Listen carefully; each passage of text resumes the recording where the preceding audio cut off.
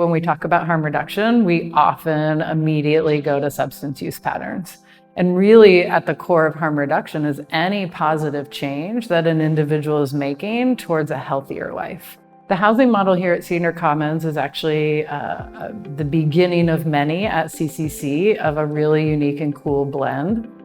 So we have joined a clinical team, a behavioral health clinical team here on site, and actually have offices here that are licensed for outpatient behavioral health services. I think the intentionality of placing clinical teams and a clinical service in the building was a big piece of the environmental kind of difference than some of our other buildings where people need to walk or take a bus or drive to get to their treatment team.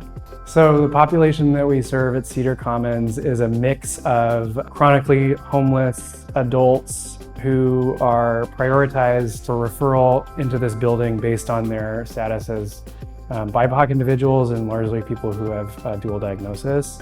And then we have a subset of our building reserved for choice clients, and choice is a program, a state program that provides funding and services largely around housing to people with severe and persistent mental illness. In talking about substance use that happens in the building and our approach here at Cedar Commons, all of the staff are grounded in a harm reduction approach because we also are focusing on bringing people into the building who have a dual diagnosis, who are struggling with both their mental health and substance use.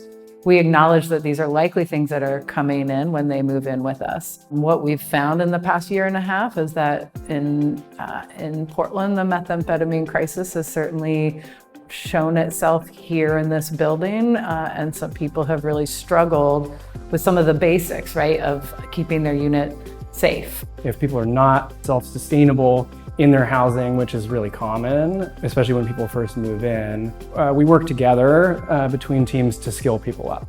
And so we identify what the needs are and what the client's goals are, and we create a client-directed plan towards skilling them towards self-sufficiency. And it's a broad range of services: financial assistance, rent assistance, laundry, case management, acquiring cell phones and cell phone service, getting Wi-Fi, internet established in the building, things like that.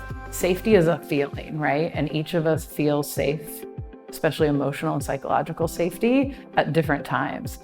And so a challenge is like, how do we create and foster an environment where people can talk about when they don't feel safe, and that we can have responses that are both organizational responsibility, personal responsibility, and team responsibility for really fostering safe environments and a team and culture of safety. Harm reduction for people who live with a severe persistent mental illness is, I think, a little more nuanced and complicated. So we rely on good education and awareness amongst the whole staff.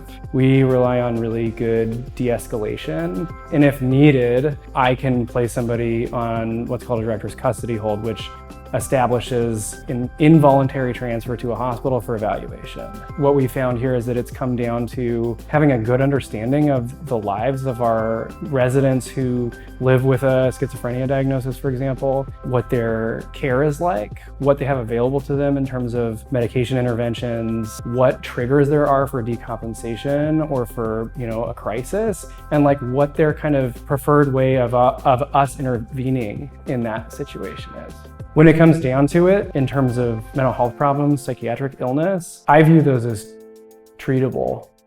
I really think that they are treatable, and I think the same of substance use disorders. I also know that a huge part of the treatment is the engagement and motivation from the client themselves. Due to chronic and acute methamphetamine intoxication, it can become really scary for people. And so we've seen a lot of struggles of meeting the lease agreement and maintaining that particular pattern of substance use. And we've had success engaging people into care pathways to help them restabilize and stay housed.